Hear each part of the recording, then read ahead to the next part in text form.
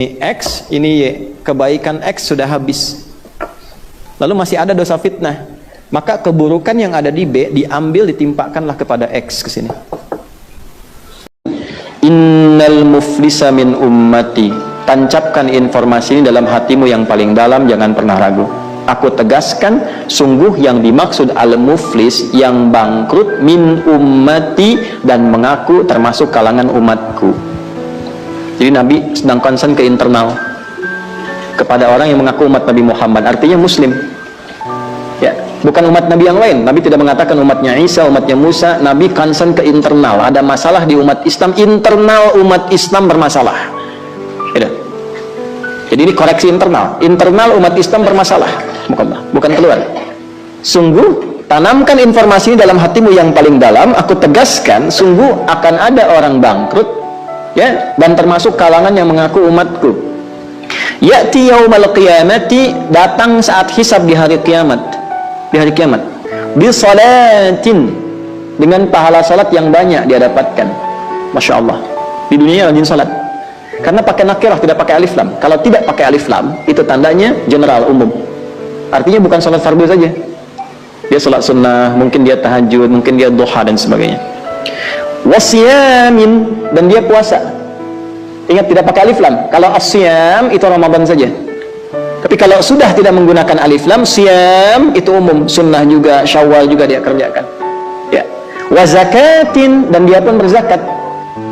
Hati-hati, zakat artinya apa? Ada amalan hartanya juga ya. Ada orang Islam yang punya harta yang dilebihkan oleh Allah untuk ibadah. Itu bahasa saya tidak menyebut kaya ya, karena kaya dan cukup itu relatif, semuanya bekal ibadah.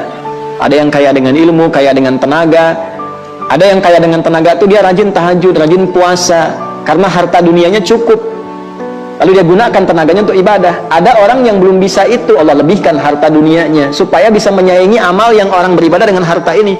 Kamu fulan tahajud belum mampu, subuh kadang masih terlambat, dilebihkan oleh Allah harta untuk mengimbangi amalan orang-orang dengan tenaga. Itu cara memahaminya. Jadi kalau punya harta terlihat lebih, mohon maaf, itu Nabi menganggapnya biasa, jangan terlalu sok bangga, apalagi angkuh, biasa saja. Yang Nabi khawatirkan itu orang yang dilebihkan hartanya tapi tidak mampu memanage dengan baik. Nah ini dia diberikan harta, dia zakat. Cuma lihat, kita sempurnakan. Wa ya'ti qad syatama hadza. Cuma sayangnya dia juga seringkali mencaci. Wa qadzafa hadza, sering menuduh. Caci ini, tuduh ini. Wa akala mala hadza, terkadang didapati juga mendapatkan harta dengan cara yang tidak benar ya. Rajin umroh tapi hartanya hasil korupsi ya. Bikin travel tapi menipu. Maaf ya, maaf, contoh aja ini ya kan. Rajin beramal tapi hasil nyogok misalnya ya. Kemudian wasafaka dama hadza, ada yang menumpahkan darah, ini puncaknya, menumpahkan darah ya. Tapi kelihatan sholat, kelihatan puasa, tapi sedikit-sedikit kafir, tembak, bom, bunuh dan sebagainya ya. Nah, ini terjadi. Ini Nabi katakan 15 abad yang lalu ya. Hati-hati, makanya saya sering katakan kalau ada pengajian mengajak anda pada kondisi ekstrim, itu kufur tuh, bom itu, tembak itu, ini, itu hati-hati. Itu ancaman dari Nabi bahwa sesuatu ini akan terjadi, cepat hindari, jauhi. Wasafaka dama hadza, dan dia senang menumpahkan darah. Wa daraba hadza, dan senangnya berselisih, senangnya ribut, bikin gaduh, ribut, selisih, gaduh, kelahi dan sebagainya ya. Ada nggak itu? Coba pikirkan lu, ada nggak? Padahal boleh jadi sholat orangnya, boleh jadi ngaji ya, boleh jadi juga ngajinya Quran, belajarnya sunnah ya. Makanya saya sering katakan pada teman-teman yang belajar dengan saya tidak akan pernah menganggap murid yang belajar, yang pelajaran itu hanya digunakan sebagai peluru untuk menjatuhkan, mencela orang. Saya tidak akan akui. Nih, makanya babnya adab.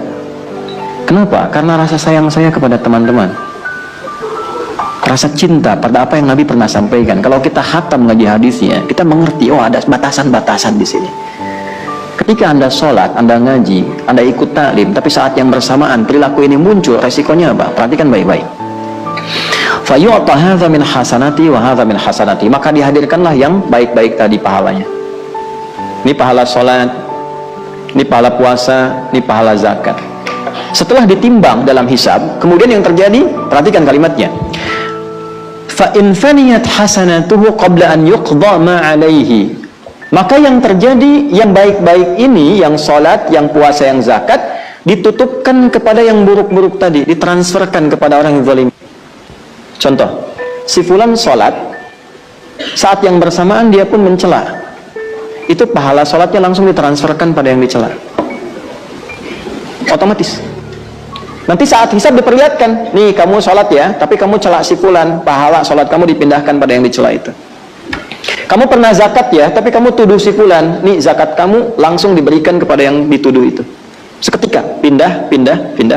Fa in faniyat hasanatuhu, maka jika habis modal baiknya, tapi masih tersisa, menuduh misalnya, bikin fitnah misalnya, tersisa, maka keburukan orang yang dituduh itu diambil keburukannya, ditimpakanlah kepada orang yang tadi. Ini X, ini Y, kebaikan X sudah habis, lalu masih ada dosa fitnah, maka keburukan yang ada di B diambil, ditimpakanlah kepada X ke sini. Nah, itulah muflis. Fatuliha finnar, maka dia masuk neraka karena jejak-jejak yang tampak pada dirinya saat dihisab.